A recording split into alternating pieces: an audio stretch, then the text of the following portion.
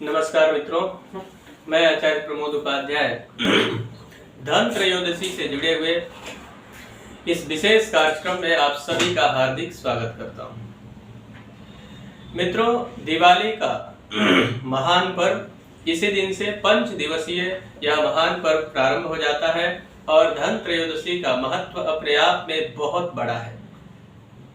शास्त्रों में इसका विशेष उल्लेख किया गया है और धन्वंतरी भगवान का प्राकट्य यानी कि धनतेरस का विशेष महत्व इसलिए भी बढ़ जाता है कि इसी समय समुद्र मंथन हुआ था और इसी धन त्रयोदशी के दिन देवताओं के वैद्यराज यानी कि साक्षात भगवान धन्वंतरी अमृत कलश लेकर उनकी उत्पत्ति समुद्र से हुई थी और जिस अमृत का पान करके सारे देवता अमर हुए और साथ ही साथ में माँ लक्ष्मी का प्रादुर्भाव भी इसी दिन हुआ था समुद्र मंथन से, इसलिए इसका महत्व बहुत अधिक बढ़ जाता है और भगवान कुबेर और धन्वंतरी भगवान के साथ माँ लक्ष्मी का विशेष दिन इसको माना जाता है।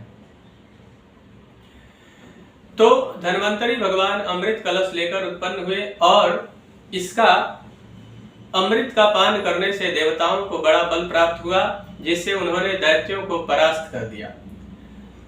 तो धन्वंतरी भगवान को वैद्यराज कहा जाता है देवताओं का, इसलिए इस दिन का महत्व बहुत अधिक है। और साथ ही इस दिन औषधालय यानी कि औषधि प्रतिष्ठान, आयुर्वेद संग्रहालय, ऐसे सारे प्रतिष्ठानों का विधिवत पूजन किया जाता है। साथ में लोग अपने व्यापारिक प्रतिष्ठान एवं घर पर भगवान धन कुबेर यानी कि कुबेर भगवान और साक्षात धन्वंतरी भगवान का विशेष पूजन इस दिन किया जाता है। लेखनी और पुस्तिका का पूजन भी इस दिन करने का विशेष महत्व है, यानी कि जो खाता वही लोग अपने व्यापार में इस्तेमाल करते हैं, इस दिन उसका पूजन किया जाता है। लेखनी और पुस्तिका का विशेष महत्व इस दिन है। और साथ ही साथ में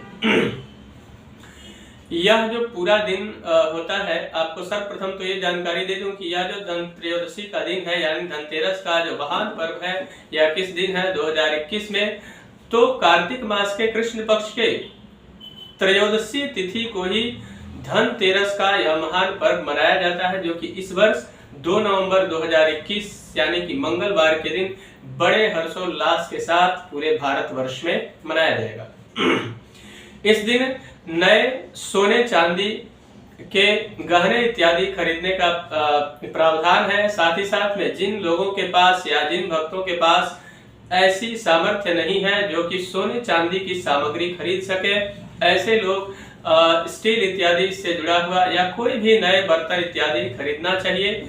नया बर्तन खरीदना या फिर नए सोने चांदी की सामग्री खरीदने का से पूरे वर्ष अत्यंत शुभ फल की प्राप्ति होती है। और बहुत सारे लोग इस दिन माँ लक्ष्मी की मूर्ति खरीदते हैं, भगवान गणेश की प्रतिमा खरीदते हैं और साथ ही साथ में नए बर्तन इत्यादि खरीदते हैं, जिसका पूजन उस दिन और साथ ही साथ दिवाली के दिन भी उसका पूजन में सदुपयोग करते हैं और पूरे वर्ष उसको संभाल कर रखते हैं। तो यह जो धन्वंतरी भगवान की विशेष कृपा यदि आपके जीवन में हो जाती है तो आपके व्यापार में दिन दुना और रात चौगुना वृद्धि होती है। और बहुत सारे लोग जो कि कर्ज के तले दबे हुए हैं और निरंतर अथक प्रयास करने के बाद भी उस कर्ज से उनको छुटकारा प्राप्त नहीं हो रहा है, तो यह दिन यानी कि धन त्रयोदशी के दिन बड़ा ही सुनहरा मौका ऐसे लोगों के लिए बनेगा, ऐसे भक्तों के लिए बनेगा।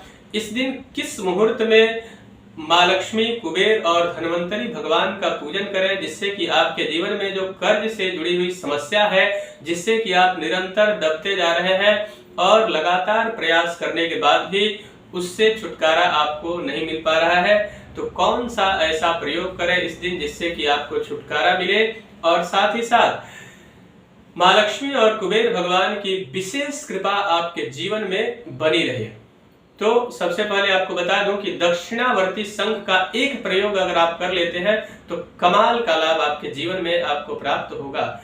दक्षिणावर्ती शंख लाना है और साथ में कुबेर भगवान की मूर्ति लेकर आए और धन्वंतरी भगवान की तस्वीर वगैरह आपको मिलती है या फिर उनकी मूर्ति मिल जाए तो अति उत्तम है, तो लाएं और सुंदर अपने घर में एक चौकी लेकर के और उसके ऊपर सुंदर लाल वस्त्र बिछाकर इनको स्थापित करें और पंचोपचार या षोडशोपचार दक्षिणावर्ती शंख पर आवाहन करके और उनका पूजन करें। और ओम कुबेराय नमः मंत्र का जप कर सकते हैं, या फिर उसके अलावा एक मंत्र है जो धन्वंतरी भगवान का है, ओम धन्वंतर्यै नमः। मंत्र को फिर से एक बार सुनिए, ओम धन्वंतर्यै नमः। इस मंत्र का या कुबेर भगवान का जो मंत्र मैंने बताया, ओम कुबेराय नमः, इस मंत्र का जप करते हुए दक्षिणावर्ती शंख का सुंदर आप अभिषेक करें। अभिषेक करने के बाद उनका पूजन करें और उसके पश्चात उसको लाल कपड़े में लपेटकर अपना खजाना, यानी कि जहां पे आपका कैश बॉक्स रहता है या फिर आपकी जो तिजोरी रहती है उसमें स्थापित करें। और इसी